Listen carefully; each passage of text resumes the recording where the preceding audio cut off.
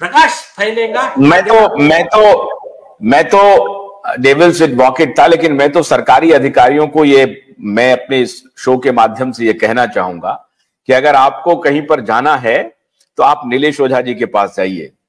देखिए, ये ऐसा नहीं है कि आप में से अगर कोई करप्ट अधिकारी हैं तो उनके लिए खड़े हो जाएंगे नीलेश ओझा। मैं ऐसा नहीं मानता हूं कि खड़े होने वाले हैं, लेकिन ये वाकई में न्याय और सत्य की लड़ाई लड़ रहे हैं, बड़ी ईमानदारी से लड़ रहे हैं।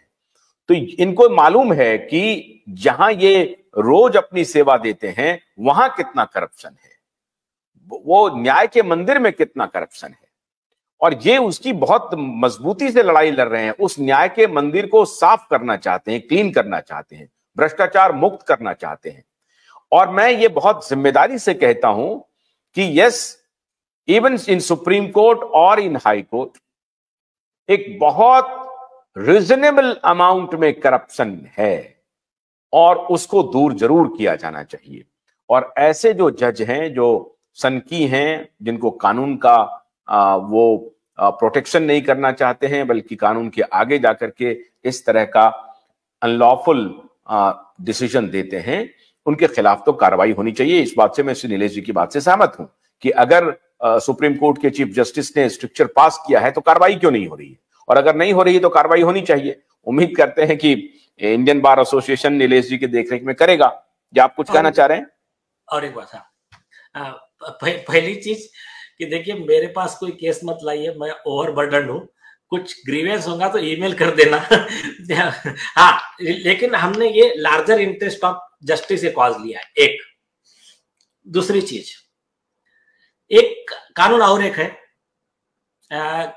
अगर कोई जज किसी व्यक्ति पर अन्याय करता है, उसको गलत तरीके से जेल में भेजता है या उसको गलत तरीके से सजा सुनाता है या जो भी उसके फंडामेंटल राइट का वायलेशन करता है, तो उस जज की गलती की वजह से उस कॉमन मैन के जो फंडामेंटल राइट के वायलेशन हुए, तो उस कॉमन मैन को कॉम्पेंसेशन देने की जिम्मेदारी सरकार की है, क्योंकि जज is the executive arm of the state.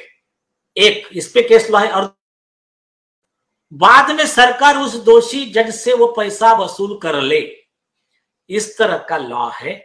एक जजमेंट है वाल्मीकि बोबडे का 2001 का बॉम्बे हाई कोर्ट का। सेकंड बहुत लैंडमार्क जजमेंट है प्रीवी काउंसिल 5 जज बेंच का रमेश महाराज का 1978 का, और वो जजमेंट को सुप्रीम कोर्ट ने डीके बसु से लेके कई जजमेंट में फॉलो किया और लॉ ऑफ द लैंड बना। वहां पर ऐसा ही कंटेम्प्ट में एक व्यक्ति को बिना फ्रेमिंग ऑफ चार्ज के सजा सुना किया था। उसने अर्जी लगाया, उसके ऊपर हाई कोर्ट ने नहीं माना, तो प्रीवी काउंसिल ने जजमेंट दिया था कि ये व्यक्ति के फंडामेंटल राइट के वायलेशन के लिए हाई कोर्ट जज जिम्मेदार है और हाई कोर्ट जज की गलती के लिए सरकार इसको कॉम्पेंसेशन देगी, और वो लॉ अभी सुप्रीम कोर्ट ने लॉ ऑफ द लैंड बना दिया है। तो ये लॉ बहुत कम लोग यूज करते हैं। तो और नंबी नारायण में क्या हुआ, नंबी नारायण अपने इसरो के साइंटिस्ट है, उनको गलत तरीके से अरेस्ट किया तो सुप्रीम कोर्ट ने जजमेंट दिया, कहा कि इनको कॉम्पेंसेशन सरकार देंगी तुरंत में, अभी 50 लाख रुपए इंटरिम, डिटेल वाला बाद में ले लेंगे, और ये कॉम्पेंसेशन बाद में दोषी अधिकारियों से वसूल करेंगी।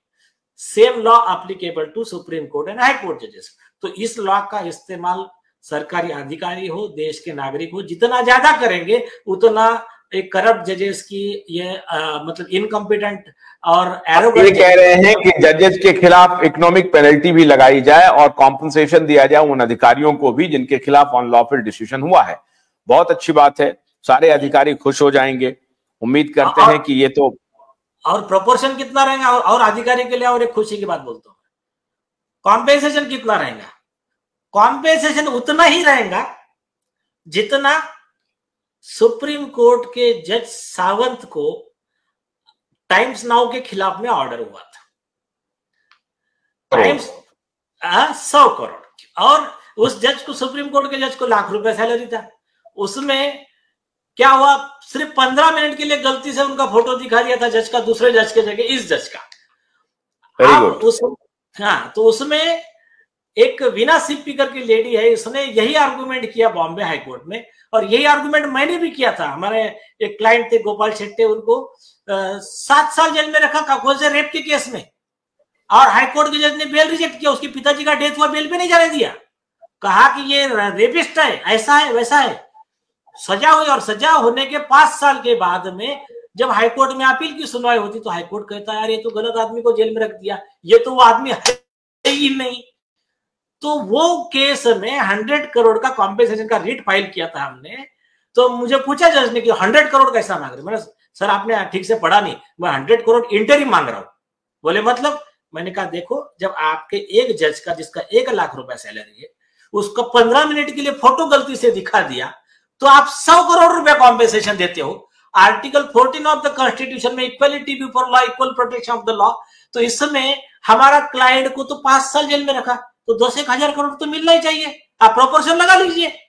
तो नीलेश जी, मैं तो आपको हाथ जोड़ करके प्रणाम करता हूं, जिस तरह से आप चेक दे रहे हैं, वो उसको कहते हैं ना शतरंज की भाषा में चेक दे देना, चेकमेट, और शह दे देना, कि आप वहां से निकल ही नहीं पा रहे हैं। अब न जज इधर निकल पा रहे हैं, न अधिकारी बच पा रहे हैं। तो साहब देखिए, जिन अधिकारियों के बारे में आज हम लोग ये बात कर रहे हैं, जिनको रिलीफ मिलना चाहिए और जिस जज ने उनके खिलाफ अनलॉफुल डिसीजन दिया है, उनके खिलाफ कार्रवाई होनी चाहिए, ये दोनों के हित में जा रहा है। ऐसे अधिकारी भी संभल के रहें। और नीलेश जी ध्यान रखिए, नीलेश जी ऐसे एडवोकेट हैं जो हमेशा सत्य के साथ खड़े रहेंगे, और जहां पर अनलॉफुल कोई भी बात होगी तो आपके भी खिलाफ चले जाएंगे। तो आप संपर्क कर सकते हैं नीलेश जी से। हालांकि नीलेश जी ओवरबर्डन है। बहुत बहुत शुक्रिया, बहुत लंबी बातचीत हो गई है, लेकिन चलने के पहले हम ये बताना चाहते हैं कि कल रात 9 बजे सहारा के मुद्दे पर, सहारा निवेशकों के मुद्दे पर मेरी और नीलेश ओझा जी की बातचीत आप जरूर देखिए। बहुत बहुत शुक्रिया, नमस्कार।